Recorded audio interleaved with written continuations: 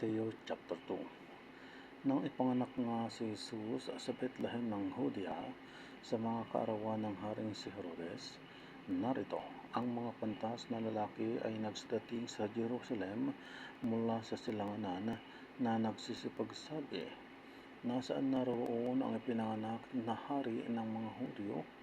Sapagkat aming nakita ang kanyang bituin sa silanganan at naparito kami upang siya'y sambahin." Marinig ito ng Haring si Herodes, ay nagulumihanan siya at pati ng buong Jerusalem.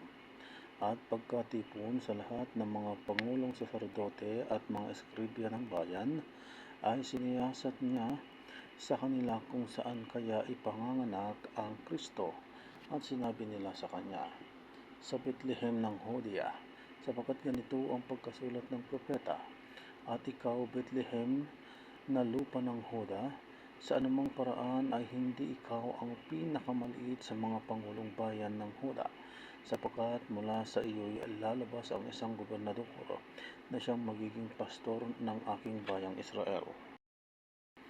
Nang magkagayoy, tinawag ni Herodes ng lihim ang mga pantas na lalaki at kanyang sinayasat ng buong ingat sa kanila ang panahong isinilang ng bituin. At pinayaon niya sila sa Bethlehem at sinabi, "Kayo'y magsiparoon at ipagtanong ng buong ingat ang tungkol sa sanggol. At pagkasumpong ninyo sa kanya, ay ipagbigay alam niyo sa akin upang ako na may makaparoon at siya'y aking sambahin." At sila pagkarinig sa hari ay nagsayaon ng kanilang lakad, at narito ang bituing kanilang nakita sa silanganan ay nanguna sa kanila hanggang sa sumapit at tumigil sa tapat ng kinaroroonan ng sanggol.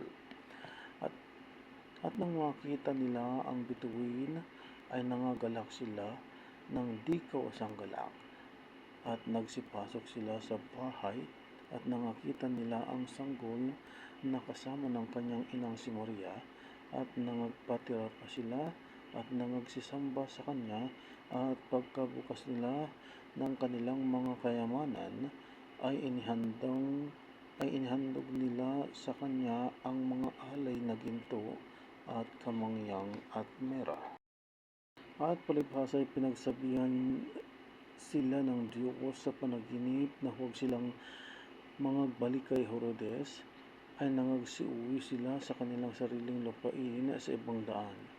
Nang mga kaalis nga sila, narito ang isang anghel ng Panginoon ay napakita kay Jose sa panaginip na nagsasabi, "Magbangon ka at dalhin mo ang sanggol at ang kanyang ina, at tumakas ka hanggang sa Ehipto, at dumuon ka hanggang sasabihin ko sa iyo, sapagkat hahanapin ni Herodes ang sanggol upang siya'y puksain."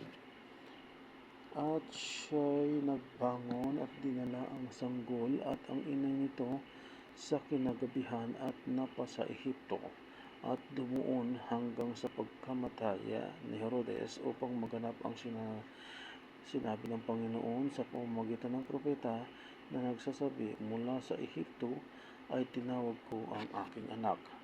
Nang magkagayon, nang mapansin ni Herodes na siya'y pinaglaruan ng mga pantas na lalaki, ay nagalit na mainam at nag-utos at ipinapatay ang lahat ng mga sanggol na lalaki na nanga sa Bethlehem at sa buong palibot noon, mula sa gulang na 2 taon hanggang sa pababa, alinsunod sa panahon ng kanyang maingat na pagkasiyasat sa mga pantas na lalaki.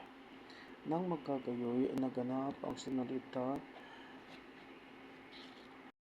pamamagitan ng propeta Jeremias na nagsasabi, "Isang tinig ay naririnig sa Rama, pananangis at kalagim-lagim na iyak. Tinatangisan ni Rachel ang kanyang mga anak, at ayaw na siyang maaliw sapagkat sila'y wala na." Ngunit pagkamatay ni Herodes, narito ang isang anghel ng Panginoon ay napakita sa panaginip kay Jose sa Ehipto na nagsasabi, "Magbangon ka at dalhin mo ang sanggol at ang kanyang ina, at pumatungo ka sa lupain ng Israel, sapagkat nangamatay na ang nangagmimiti sa buhay ng sanggol. At nagbangon siya at dinala ang sanggol at ang kanyang ina at pumatungo sa lupa ng Israel.